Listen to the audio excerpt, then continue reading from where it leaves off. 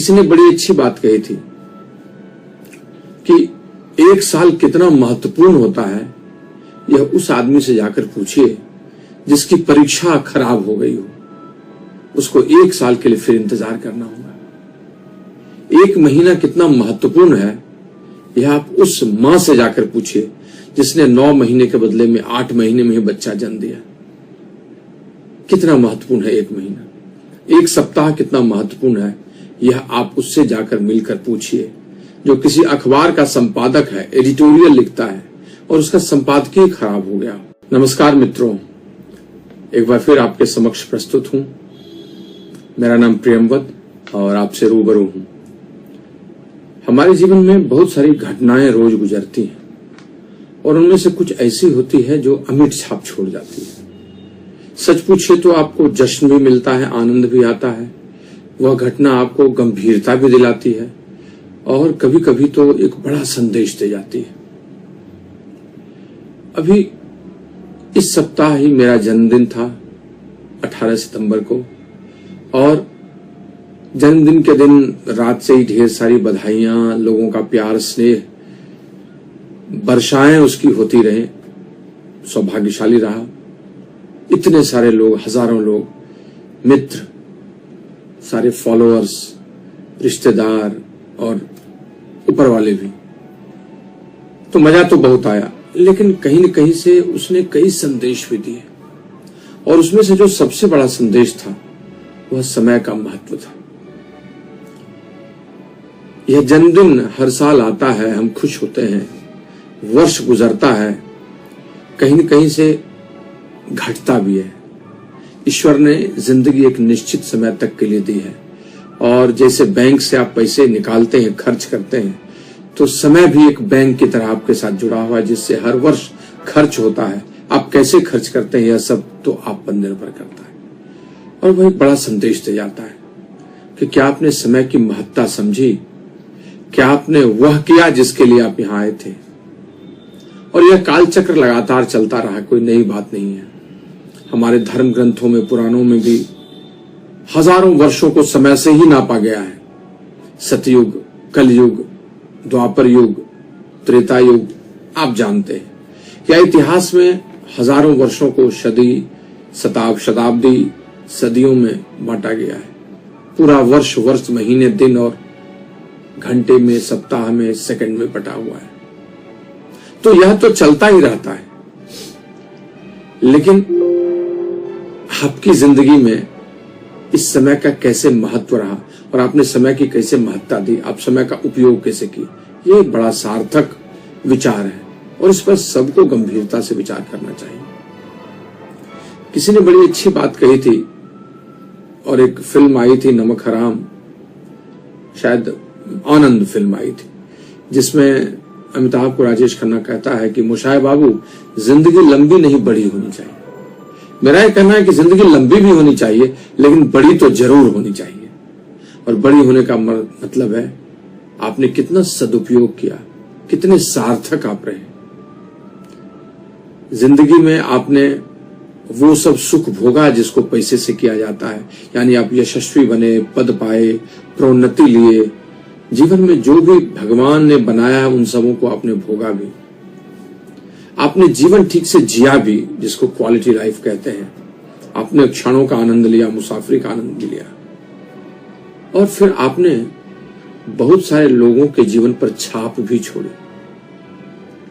लेकिन ये सब तभी संभव है जब आपने समय का महत्व लिया, क्योंकि जिंदगी तो निश्चित है और वह रोज गुजरेगी ही, आप उसे रोक नहीं सकते।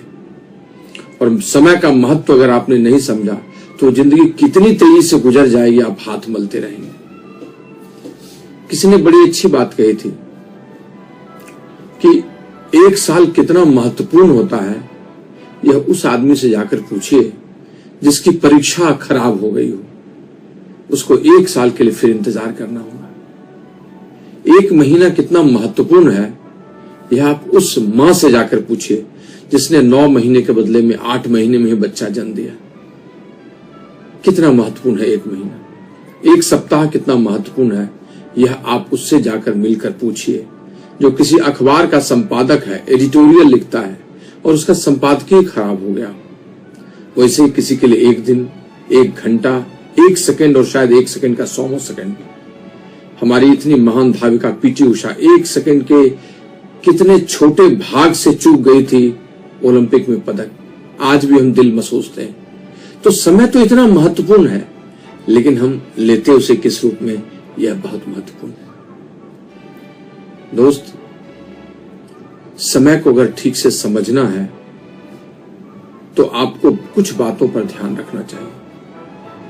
जो सबसे महत्वपूर्ण बात है, जिस भी दिशा में आप पढ़ रहे हैं, आपको यह स्पष्ट पता होना चाहिए कि आप चाहते क्या हैं और क्या आपने उसको लक्ष्य में तब्दील किया है या नहीं, और आपने उसको परिमापित किया है या नहीं, कैलकुलेटेड किया है कि नहीं, कैलकुलेट किया है कि नहीं। तभी आप एक निश्चित समय में अच्छा कर पाएंगे। क्योंकि अगर आपको पता ही नहीं है कि कितनी दूर जाना है, तो फिर कितने समय में आप जाएंगे, ये कैसे निकाल सकते हैं। और दूसरी चीज, आपके पास ही उतना ही समय है जो किसी देश के प्रधानमंत्री के पास है या किसी एक छोटे से कर्मचारी के पास भी है। और उसी 24 घंटे में एक प्रधानमंत्री देश के कितने कार्य को संपादित करता रहता है और एक छोटा सा क्लर्क, चपरासी एक ही काम में व्यस्त रहता है। तो आपको दो मुख्य भाग हैं समय की महत्ता को समझने के लिए, उस पर ध्यान देना होगा। पहला है आप कितने अनुशासित हैं, डिसिप्लिन्ड हैं, और दूसरा आप कितनी प्राथमिकताओं को सुनिश्चित करते हैं, आपने प्रायोरिटीज ठीक से फिक्स किया या नहीं। अगर आपने अपने आप को अनुशासित किया, डिसिप्लिन्ड किया, तो आपके खराब समय, जो समय बर्बाद हो जाते हैं, ट्रांसमिशन लॉस जिसको कहते हैं, आप उसको बचा पाएंगे। आप 1 घंटे में, मतलब 1 घंटे में कर लेंगे। आपने 10 बजे का समय दिया तो 10 बजे पहुंचेंगे, और आप 1 घंटे में कर लेंगे तो अगला 1 घंटा भी आपका निकल जाएगा। अधिकांश लोग अनुशासित ही नहीं होते। सब्जी खरीदने गए तो कुछ लोगों ने रोक लिया तो रुक गए, टिफिन खा रहे हैं तो उसमें 1 घंटे लग रहे हैं, रात को लेजी हो गए, सवेरे में लेजी हो गए। जो काम 40 मिनट में होना था, अनुशासनहीनता के चलते 3 घंटे बर्बाद हो गए। तो अनुशासित होना, सबसे पहला समय को बचाना और उसका सही उपयोग करना है। दूसरा, प्राथमिकताएं सुनिश्चित करना, प्रायोरिटीज ठीक से बनाना। क्या आपने प्राथमिकताएं बनाई है कि मुझे अगर 5 काम करना है तो पहला काम सबसे अधिक इंपॉर्टेंट, जिसको अर्जेंट कहते हैं, इंपॉर्टेंट, फिर अर्जेंट इंपॉर्टेंट दोनों जहां है वो। और अगर आप इस तरह से करते हैं, प्रायोरिटीज फिक्स करते हैं, तो फिर आप उतना सारा काम हायरार्की में सीरियल टर्म में कर लेते हैं। पहले जो सबसे अधिक अर्जेंट है वो, फिर जो सबसे अधिक इंपॉर्टेंट है उसको, फिर लेस अर्जेंट, लेस इंपॉर्टेंट, और इस तरह से चीजें बदल जाती हैं। तो अनुशासित होना और प्राथमिकताएं सुनिश्चित करना आपके समय को बचाएगा, उसकी महत्ता भी बताएगा, और आप भी कम समय में सब कुछ कर सकते हैं। 24 घंटे में 6-7 घंटे सोकर, 2-3 घंटे में नहाकर खाकर तैयार होकर, 1-2 घंटे ट्रैफिक में देके आदमी आराम से 12 से 14 घंटे या कम से कम 10 से 12 घंटे खूब मस्ती से उपयोग कर सकता है, और शायद अपनी इफिशियंसी को, प्रोडक्टिविटी को 2 गुने से 3 गुने तक बढ़ा सकता है। और ये वही कर सकता है जो इन चीजों का महत्व देता है। एक शब्द है, वो है कैलेंडर। आप समझते होंगे कैलेंडर यानी आपका रूटीन। जो लोग कैलेंडर को फॉलो करते हैं वो शायद बहुत ज्यादा अनुशासित भी होते हैं और उसकी प्राथमिकताएं भी सुनिश्चित हो जाती हैं। और प्राथमिकताओं को सुनिश्चित होना, अनुशासित होना आपको जीत को सुनिश्चित कर देता है। तो समय इतना महत्वपूर्ण है। दोस्त, आपका अतीत आपके द्वारा बिताया गया वर्तमान था जो चला गया पीछे, और भविष्य आपके इसी वर्तमान से बनने वाला है। अगर आपने अपने कैलेंडर को फिक्स किया और वर्तमान को ठीक से जिया, तो आपका समय आपको वह सब दिलाएगा जो आप चाहते हैं। अमिताभ का एक गीत, मुझे शायद अमिताभ नहीं कि किसी फिल्म का मुझे अभी याद आ रहा है, आने वाला कल जाने वाला है। इतनी अच्छी तरीके से उसने अतीत, वर्तमान और भविष्य की बात की। कितने लोगों ने कोट किया है इन सब चीजों को, और सारे पंचलाइन स्टेटमेंट्स, कोटेशन सब यही बताते हैं कि समय ही धन है। समय को जिसने ठीक से लिया और उसका उपयोग किया, वह विजेता है, वह अपने क्षेत्र का सबसे अमीर आदमी है, और वही लोगों को प्रेरित भी कर सकता है, इंस्पायर्ड भी कर सकता है। तो मैं आज आपसे बातचीत करते हुए बस यही कह सकता हूं कि जीवन आपका आगे बढ़ेगा। दोस्तों, दुनिया के अधिकांश लोगों ने हमेशा ये सबसे महत्वपूर्ण शक्ति की बात की है, वो है सपना। किसी ने डिजायर कहा, किसी ने डीप डिजायर कहा, स्ट्रॉन्ग विल पावर कहा कि ताकत चाहत में ही छिपी हुई है। गांधी हो या अबुल कलाम, हमारा धर्म हो या पुराण, सब जगह इसी की चर्चा है। तो आपके साथ 4 पंक्ति अपनी कविता में इस चाहत को छिपा कर रखना चाहता हूं, बताना चाहता हूं। प्रस्तुत है आपके सामने। किसी ने सपना देखा तो हम चिड़ियों की तरह उड़ने लगे। आप जानते ही हैं फ्लाइट ब्रदर्स के बारे में।